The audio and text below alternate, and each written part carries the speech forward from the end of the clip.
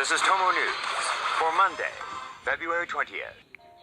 Moron tries to pass off crushed Pop-Tart as crack cocaine. Cameron Mitchell, the dumber-than-your-average bear criminal you see before you, had a very idiotic attempt to make a quick buck blow up in his face earlier this summer. The 30-year-old was making a routine convenience store delivery in Halifax, North Carolina in June when he met an undercover agent. Mitchell reportedly agreed to sell the officer crack cocaine despite not having any. So he rushed back to his truck and pulled a MacGyver-like improvisation out of his ass by turning the corner of your average Pop-Tart into crack cocaine, which he then sold to the agent.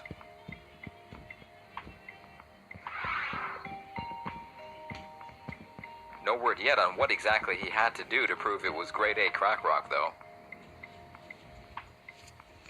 Regardless, police eventually caught up to Mitchell, who was arrested earlier this month.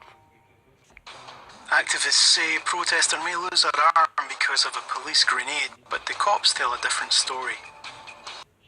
21-year-old Sofia Wolanski's life changed in a bad way at 4:30 a.m. on Monday after her arm was severely injured by what her dad and Dakota Access Pipeline protesters claim was a concussion grenade thrown by North Dakota cops. Lawyer Wayne Wolanski says the grenade exploded near his daughter Sophia's left forearm and did some major damage. Photos posted to social media appear to show Sophia and her injury after the incident. Describing the extent of her injury in a statement, Sophia's dad said the blast destroyed all of her left forearm muscle, soft tissue, nerves and the arteries between the elbow and wrist, plus some of the bone. Sadly, it's unknown if doctors can restore functional use of the limb. They deny using grenades and instead suggest Sophia may have been wounded while protesters were rigging up her own explosives. And that claim might not entirely be without merit, as police say they found improvised explosives after investigating a blast on Monday morning. At 3 a.m, the cops say they spotted two men and a woman trying to cover what they were doing behind a makeshift barricade near a burnt-out vehicle on Backwater Bridge. They refused to come out, so police opened fire with non-lethal rounds to drive them out. Police then saw more protesters approaching, including one rolling silver cylinders. Police say there was an explosion, and protesters pulled a woman from underneath the vehicle. Authorities investigated the area afterwards and found propane tanks rigged as improvised explosive devices, as well as slingshots and rocks. According to reports, police are investigating if the explosives are connected with the injuries sustained by a female protester. There have been several run-ins with security and authorities since the Dakota Access Pipeline protest began in April this year. However, things turned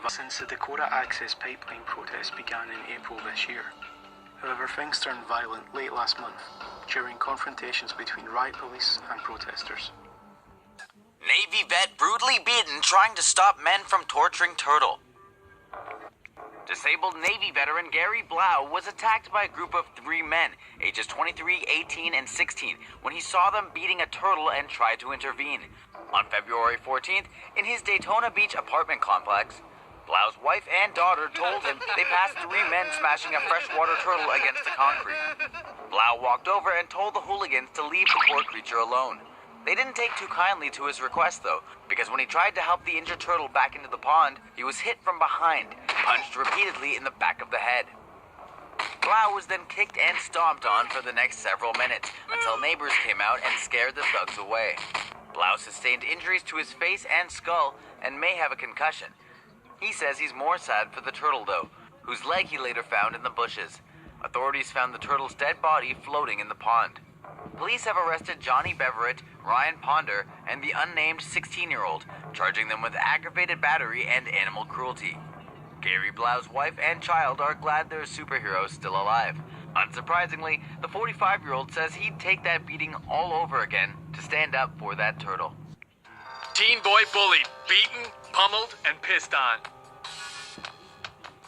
A 14-year-old named Xiao was nearly beaten to death by 4 boys, all of whom were older and bigger than him. The assault took place in Beijing. Due to YouTube's restrictions, we cannot show this level of brutality here. Follow the link in the description for the uncensored version. We warn you though, it'll turn your stomach. Earlier that day, Xiao and two of his friends were on their way to an internet cafe after school. They were stopped by two older boys. His friends escaped while Xiao was dragged away. They took Xiao to a field where a 15-year-old named Guo was waiting for him. Xiao had known Guo since the 3rd grade, and Guo was a kid known as a bully who would beat the lunch money out of the other kids. Back in April, Xiao spotted Guo beating on some random kids. When Guo was later arrested, he blamed Xiao for the snitching. Now Guo wanted his revenge. One boy videotaped the sickening assault that lasted a very long 9 minutes. By the end of the attack, Xiao was unconscious and nearly dead. To finish off the mauling, the boys pissed on Xiao's face. Guo and the other boys, identified as Sun Jiangfang, Shang Jie, and Zhang Qi, left him to die. Amazingly, Xiao survived. His parents called the police, but Guo and company have yet to be arrested. Iowa woman charged after mailing poop to her neighbors. When Mary Ebert and her husband received a doo-doo-filled package one day in mid-December, the Burlington, Iowa couple knew immediately who was to blame.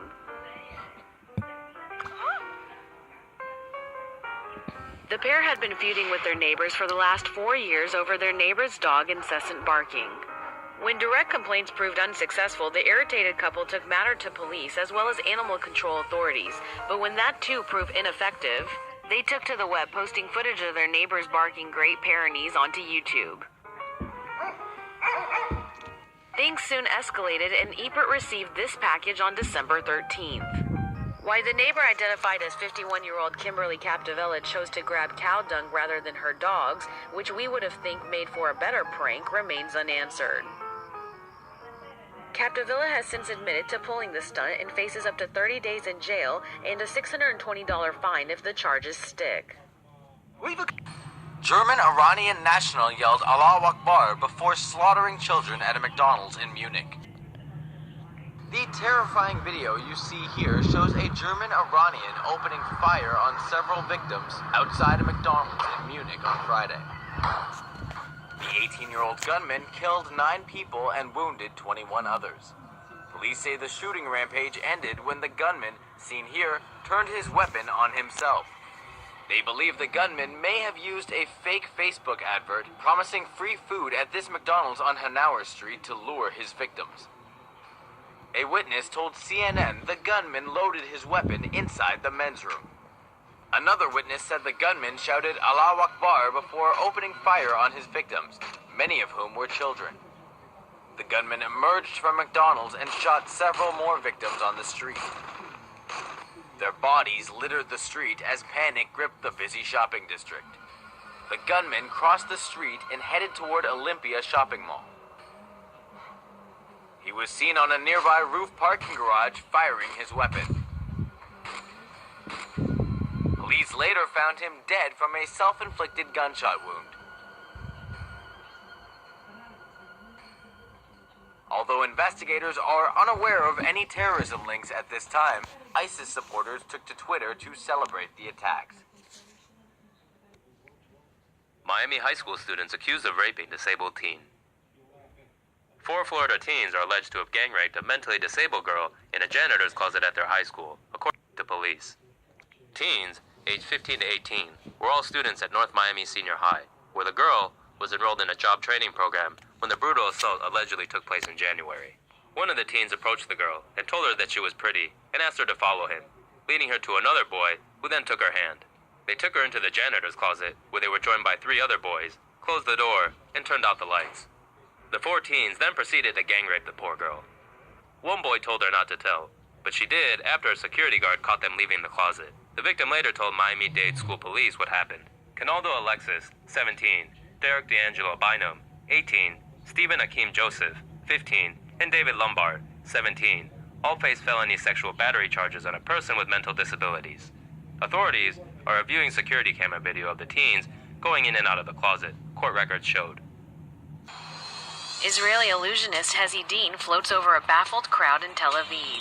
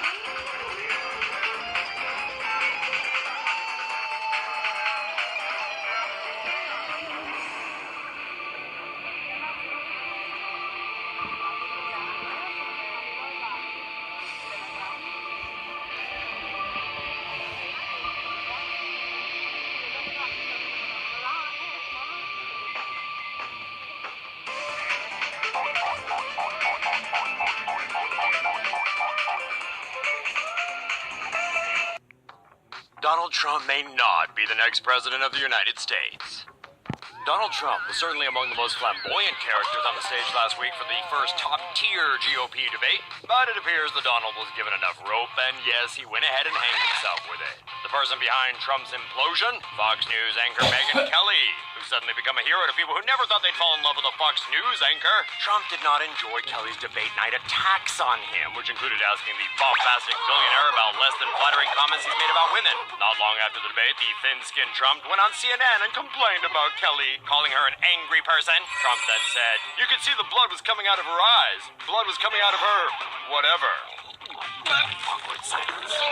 Donald says he was talking about blood coming out of Kelly's nose. Her nose, not her that. Trump says it's disgusting that anyone is disgusting enough to even think he could be disgusting enough to make such a disgusting comment, which is totally disgusting. But the remarks have made so many people so unhappy, they've earned their own gate suffix. Bloodgate is the hashtag that's blowing up the internet and apparently Trump's campaign. One of Trump's closest friends has quit. Jeb Bush is milking this for front-runner status, and the elephant in the room is also displeased. Could Bloodgate mean Donald Trump will not, in fact, be the next president of the United States? It's hard to imagine, but yes, this really could be the beginning of the end of the Donald.